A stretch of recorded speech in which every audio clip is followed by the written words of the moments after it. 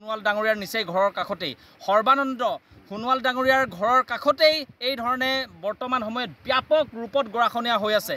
আমাৰ স্থানীয় বিধায়ক দুগৰাকীও আছে ইয়াতে, আমাৰ দুজনকৈ বিধায়ক আছে আমাৰ এই অঞ্চলত, ক্ৰমে পুনাকন বৰুৱা ডাঙৰীয়া আৰু বিনোদ হাজৰিকা ডাঙৰীয়া। তেওঁলোককো আপোনালোকৰ মাধ্যমেদি আমি ক'ব খুজিছোঁ, আমি চিঞৰি চিঞৰি ক'ব খুজিছোঁ যাতে আপোনালোকে ৰহমূৰীয়া অঞ্চলৰ এই গৰাখনীয়া প্ৰতিৰোধৰ কাৰণে ক্ষিপ্ৰতাৰে যাতে ব্যৱস্থা গ্ৰহণ কৰে, সেই দাবী আমি আপোনালোকক কৰিব খুজিছোঁ। লগতে সন্মানীয় মাননীয় জলসম্পদ মন্ত্ৰী পীযুষ হাজৰিকা ডাঙৰীয়াকো ৰহমূৰীয়া অঞ্চলৰ এই যিকণ অন্তত মাটি বাচি আছে এইকণ মাটি বচোৱাৰ কাৰণে যাতে আপোনালোকে ক্ষিপ্ৰতাৰে পদক্ষেপ গ্ৰহণ কৰে, আমি সেই দাবী কৰিব খুজিছোঁ। পুনৰবাৰ কৈছোঁ, বৰ্তমান চৰকাৰৰ ওচৰত গৰাখনীয়া প্ৰতিৰোধৰ কাৰণে অত্যাধুনিক প্ৰযুক্তি নিশ্চিতভাৱে বৰ্তমান সময়ত আছে। আগতে নাছিলে আমি মানি লৈছোঁ, কিন্তু বৰ্তমান সময়ত পাৰ্কোপাইনকে ধৰি জিঅ'বেগ প্ৰকল্পকে ধৰি কংক্ৰিট ব্লককে ধৰি বিভিন্ন ধৰণৰ প্ৰযুক্তি বৰ্তমান সময়ত আমাৰ হাতত আছে।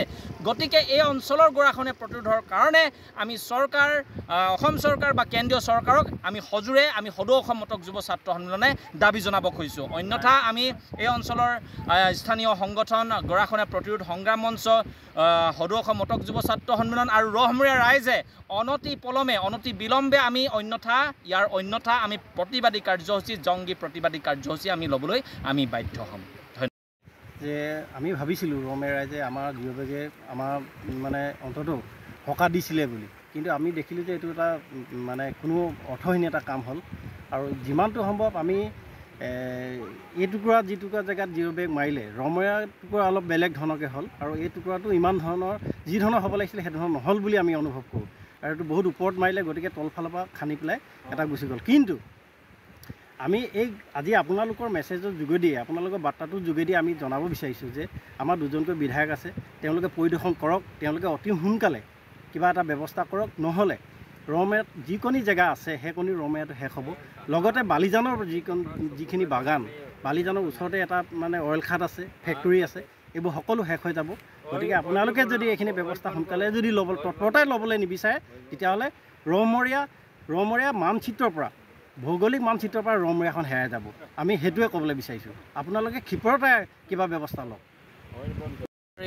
আজি ৰহমূৰীয়া অঞ্চলৰ কেইবাখনো গাঁও ইতিমধ্যে ব্ৰহ্মপুত্ৰৰ বুকুত জাহ গৈছে ইতিমধ্যে, আৰু হাজাৰ হাজাৰ বিঘা ইতিমধ্যে ব্ৰহ্মপুত্ৰৰ বুকুত জাহ গৈছে। শ লোকৰ ঘৰ বাৰী ব্ৰহ্মপুত্ৰৰ বুকুত ইতিমধ্যে জাহ গৈছে।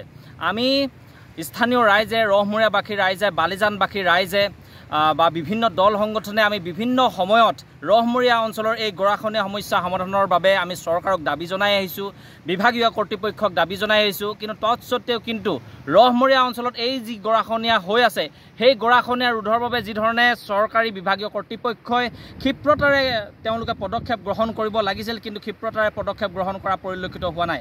গতিকে আমি সদৌ অসম মটক যুৱ ছাত্ৰ সন্মিলনে আপোনালোকৰ মাধ্যমেদি আমি দাবী জনাব খুজিছোঁ, ৰহমূৰীয়া অঞ্চলত যি গৰাখনীয়া হৈ আছে, সেই গৰাখনীয়া ৰোধৰ কাৰণে যাতে আপোনালোকে ক্ষিপ্ৰতাৰে ব্যৱস্থা গ্ৰহণ কৰে, সেই দাবী আমি কৰিব খুজিছোঁ। আজি চাওক, বৰ্তমান সময়ত চৰকাৰৰ ওচৰত গৰাখনীয়া ৰোধৰ কাৰণে অত্যাধুনিক প্ৰযুক্তি আছে, কিন্তু তৎসত্ত্বেও কিন্তু চৰকাৰে, বিভাগীয় কৰ্তৃপক্ষই এই গৰাখনীয়া ৰহমূৰীয়া অঞ্চলৰ দুখীয়া ৰাইজৰ মাটি ভেটি বচোৱাৰ কাৰণে যিধৰণে পদক্ষেপ গ্ৰহণ কৰিব লাগিছিল, সেইধৰণে পদক্ষেপ গ্ৰহণ কৰা পৰিলক্ষিত হোৱা নাই। গতিকে আমি আপোনালোকৰ মাধ্যমেদি আমি চৰকাৰক দাবী জনাব খুজিছোঁ, অতি শীঘ্ৰে যাতে ৰহমূৰীয়া অঞ্চলত এই গৰাখনীয়া ৰোধৰ বাবে ব্যৱস্থা গ্ৰহণ কৰিব বুলি আমি আশা